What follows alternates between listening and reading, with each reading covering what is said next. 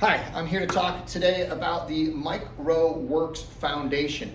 The Mike Rowe Works Foundation is a nonprofit that was started by Mike Rowe, who some of you may have heard that name, possibly on Dirty Jobs, a television program he does, or even if you're watching Discovery Channel or the Nature Channel and they're talking about whales in the ocean. You know, Mike Rowe is usually on the background talking about it, narrating the program. So he's a guy that's gotten around quite a bit. Well, he's also a guy that is a big supporter of vocational education. And because of this, he started Mike Rowe Works. It's a nonprofit organization. It can be found at mikeroweworks.org.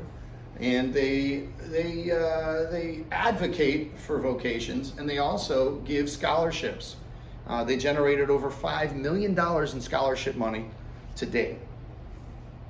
Well, the reason why this is an important organization to me, and should be to several people, there is a massive shortage of workers in technical fields. In fact, a lot of jobs, and for the most part, when you go to carpentry, HVAC, automotive, these jobs, when they're put on sites like Indeed, average over 30 days until they're filled, according to Business Wire. And if you look, do some research onto the government site and look at the growth of jobs such as plumbing, carpentry, automotive, there is a nonstop growth in these trades. In fact, in automotive, they're gonna need 70,000 new technicians per year. Okay, so there is a huge market, a huge job market for trades. Yet our schools teach towards college. And I think that's what Mike Rowe really hits on, the fact that you don't have to go to college in order to make a good career. So, first I'd like to talk about job postings. In fact, there was a job posting on WWLP last week. WWLP is a news center, the NBC affiliate, I believe. And WWLP, on their headline news on their website, was looking for mechanics at PVTA, which is a bus company. These mechanics needed a year experience, and that year could have been in a tech school. Hiring at $23 an hour, and after 1 year at $27 an hour. That included a comprehensive pension plan, a 401k, health benefits, etc. So if a student went to a vocational style high school or a college and obtained his certification in automotive, he would be eligible for that position. That's a $27 an hour position. So you're looking at almost $60,000 a year after a year. So that's a 20-year-old that's got a career, that's making money, that can buy a house.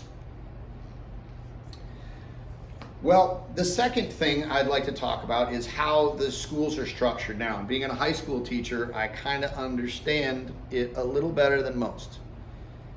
Now I'm a vocational instructor, so not in your your predominantly academic schools, but I see what happens.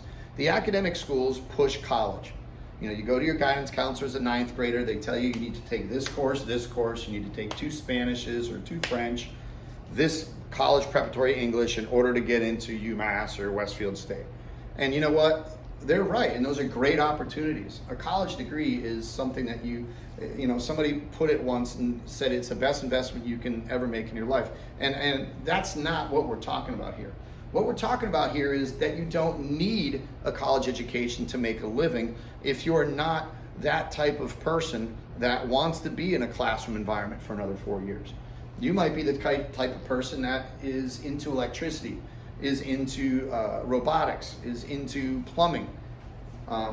And against what your guidance counselor told you, because I think many of us have gone through these conversations with our guidance counselors, I know I have, you can make a good living doing a trade.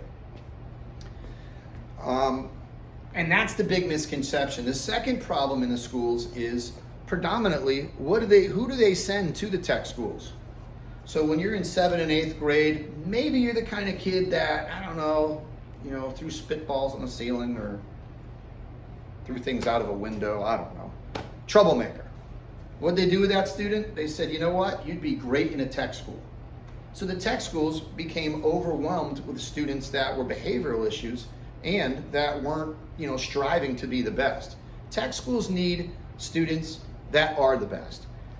Your A student in 8th grade, tech schools need that A student in 8th grade because that's the student that's not only going to become the mechanic at PVTA, by the time he's 25 or 26, he's going to be running the division at PVTA. So what's Mike Rowe doing about this? Well, Mike Rowe has what they call the Sweat Pledge. The Sweat Pledge is a certification program offered by NC3, which you could see at nc3.org. NC3 is a certification program for vocational schools. They offer electronics training, meter training, and safety training. And in this instance, they offer the Sweat Pledge program by Mike Rowe. This program goes into, not only teaches work ethic, but teaches, how to get to work on time, what to dress, how to prepare, and that sort of thing. Real working, qualifications you're going to need for a job. And currently, Mike Rowe, over 1,200 scholarships have been given at over $5 million. And those scholarships, they don't look at your transcript at high school. They don't look to see if you're an A student, if you took, Spanish advanced. What they look at is work ethic. Okay, these trades need people that want to work and are willing to work. Also, Mike Rowe and his foundation do things like Skills USA presentations at technical schools. Mike Rowe has been a huge advocate for vocational technical training, and it's needed. Just to give you a final thoughts on this, yes, a college education is a great thing to have. I have one, and it's taught me a lot, but it's not the only path for you to make a career. You can make a career as an auto mechanic. You can make a career as a plumber. You can make a career as a machinist. If you like to do those things, then you know what? You can make a career out of it. Just like Mike Rowe says. Thank you.